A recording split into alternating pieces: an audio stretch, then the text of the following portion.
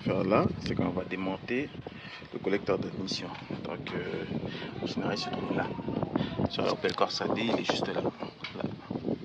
Comment ce que je vais faire là, c'est que je vais enlever la bête pare-brise qui est là. Je vais enlever complètement. Comme ça, j'aurai une vue plus aisée dessus. Puis ensuite, on va monter le véhicule. On va le monter par là. Pour avoir un accès plus aisé et pouvoir dévisser les vis qui maintiennent le collecteur d'admission. Donc, il faudra enlever le cache qui est là en bas. Toute la partie, je ne sais pas s'il faudra enlever toute la partie garde-boue qui est là. Je ne pense pas. Juste là, le cache du bas. Histoire qu'on puisse avoir un accès libre. Voilà. Voilà, la bête pare-brise a été enlevée. Donc là, ce qu'on va commencer à faire, c'est enlever les tuyaux qui sont là. Donc, on va les visser, c'est du 8 mm là. Et de l'autre côté aussi, il y a également une vis, voilà, de 8 mm qu'il faudra enlever. On va enlever la connectique du capteur MAP à pression à air, on va l'enlever lui. Et on va également enlever le tube du niveau d'huile, on va le dégager. Donc il est maintenu par une vis derrière qui est assez spéciale. Je vais vous montrer ça tout à l'heure. Ok. Voilà, donc j'ai procédé à l'enlèvement de la vis qui maintient le tuyau du niveau d'huile. Donc là, voilà, elle est assez spéciale puisque c'est une vis qui a un contre-écrou. Donc là, cette base-là, elle est à 13 mm. C'est une 13 mm là. Et la rondelle qui vient par-dessus, voilà, celui-là, il est à 8 mm. Il est à 8 mm. Donc, elle est assez spéciale. Elle est assez spéciale puisqu'elle est identique à celle des injecteurs. Si vous avez déjà fait la pause, vous allez comprendre. Donc, voilà. Donc là, on va la dégager et puis on va poursuivre la vidéo. Ce qu'on va faire maintenant, c'est qu'on va enlever, les vis de ce tuyau-là. Et il est maintenu en dessous là aussi, du 8 mm. On va enlever ces vis-là, là, et pour pouvoir avoir accès au petit moteur de la vanne EGR qui est juste là. Donc, on va attaquer la vanne EGR. Donc, je l'avais déjà sorti une fois. Elle est propre et tout nettoyée, mais là, il faudra dégager pour pouvoir sortir le collecteur d'admission. On va enlever son connecteur, donc là, juste là. Là. Voilà, ça c'est le petit moteur de la vanne. Alors, petite rectification, donc la petite rondelle qui est maintenue là, l'embouchure de la vanne EGR qui sort du collecteur, elle est maintenue par une vis de 27, de torse 27. Le tuyau a été dégagé, 3 vis. Une là, là et en dessous. Ensuite, venez par là, je dégager ce tuyau là. C'est celui du reniflard séparateur d'huile, c'est celui-là. Et celui-là. Voilà, parce qu'ils sont là, vissés ensemble. Okay, donc là, il y a du mou. Là, on va démonter la vanne EGR. Donc les deux vis sont là. Ça va. Une là, une ici, et une juste là. Juste là. Okay. Les vis qui maintiennent la vanne EGR qui est juste là. Vous voyez là, il y a une vis là et une à son opposé, juste là. Donc c'est du 45, c'est du torse 45. Voilà. C'est du torse 45 là.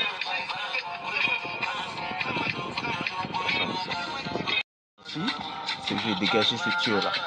Donc vous prenez un tournevis là. Et là, il y a une espèce de clips. Vous pouvez déclipser. Voilà, vous pouvez déclipser. Hop. Ensuite, vous pouvez tirer dessus, ça sort tout seul. Voilà.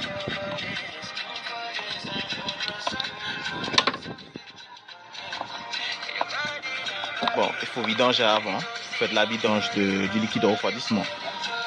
Par en dessous là. Donc il y en a ceux qui le font sur le radiateur. Il y a des petits bouchons, vous dévissez, ça coule. Ça coule lentement, mais sûrement. Sinon vous prenez la mesure, une dégossure là. Okay.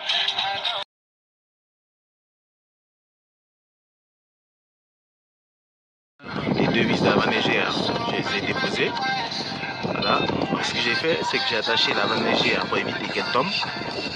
J'ai attaché avec ces attaches élastiques là, de chez Cateco. est là.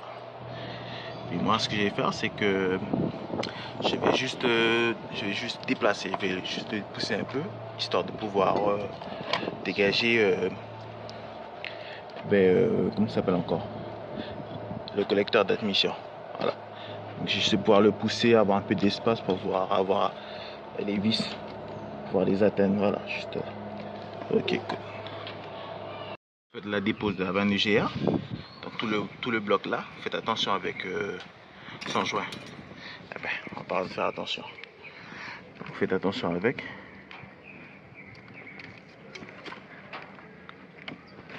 Ah, faites attention avec son joint.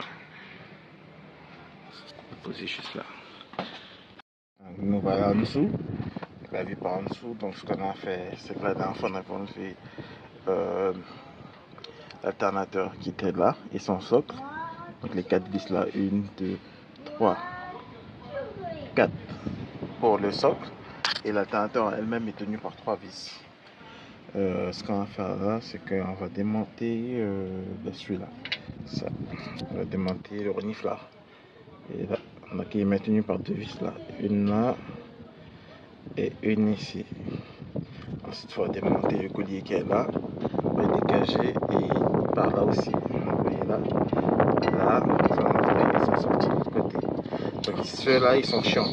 Ils sont aussi efficaces et aussi chiants parce que ça le sert à mettre directement intégré dedans. Mais en même temps, si vous n'avez pas l'outil adéquat pour l'enlever, eh ben, vous allez vraiment galérer avec ça. Et puis on va dégager le reniflard. Ah voilà, alors pour les vis du reniflard, alors il est là, ils sont là, juste là. Alors c'est du T30. Et là. Ah, de cela, c'est du T30.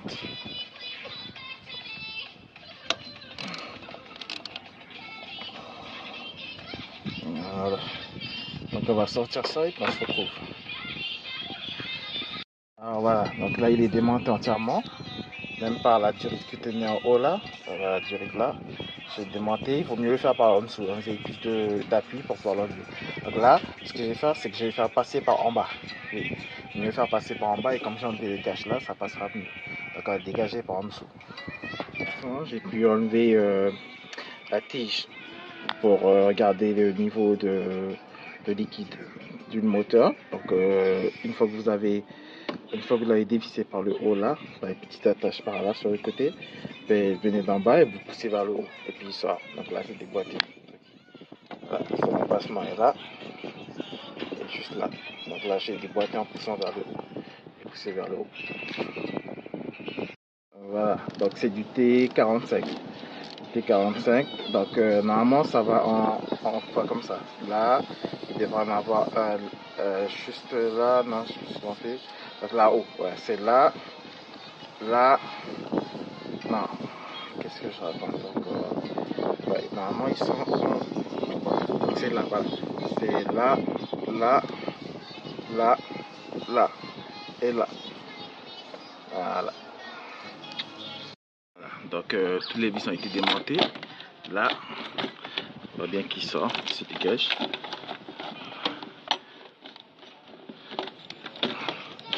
Voilà, donc je vais le faire passer par le bas. Regardons s'il n'est pas accroché quelque part encore. Ok.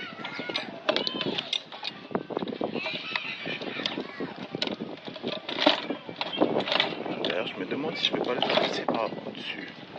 Ce serait mieux. Alors voilà, le collecteur d'admission sorti. Donc je l'ai fait sortir par en haut. Je vais juste pousser un peu ça et je vais passer par là, comme ça.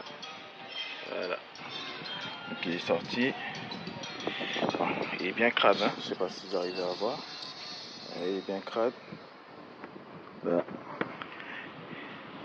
Il est sale, donc j'ai nettoyé tout ça. On va se retrouver pour. Ah, on va le remonter une fois nettoyé et tout. Voilà comment il se présente. Alors ce petit tube là, j'avais déjà enlevé et nettoyé. Donc, ce qui fait qu'il n'est pas encrassé parce que j'avais démonté la vanne déjà. Et je l'avais démonté lui aussi. Mais bon, on va faire une pierre deux coups. On va tout nettoyer à nouveau. Voilà, on voit son emplacement.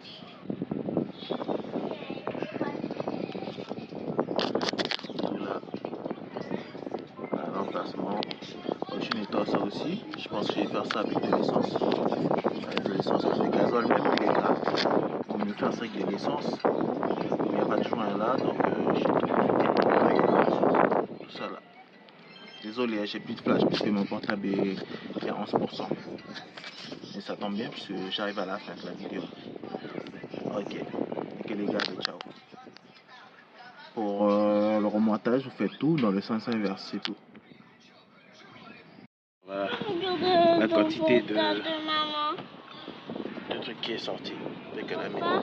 Je sais pas si vous arrivez à voir la quantité de regarder le portable de maman qui est sorti. Papa. Donc là, procédé de nettoyage. J'ai passé du H7 c'est une dégraisseur industrielle. Ça a dégraissé rapidement, enlevé les petites parties, mais par contre les plus grosses parties sont restées. Du coup, je ne m'ai pas pris la tête. J'ai pris une branche assez souple et j'ai gratté à l'intérieur. Donc voilà ce qui en est sorti. Vous voyez ça? Il y a calamine. Vous voyez? Résidu de calamine. Donc voilà, donc ça c'était avec du H7 et puis je nettoyais avec de l'eau. Après j'ai gratté, mon phare m'a pris un bidon d'essence. Du coup on va le mettre à tremper dedans. On va finir avec cette étape là. Ok. Pour ce remontage, vous faites tout dans le sens inverse. Allez, ciao.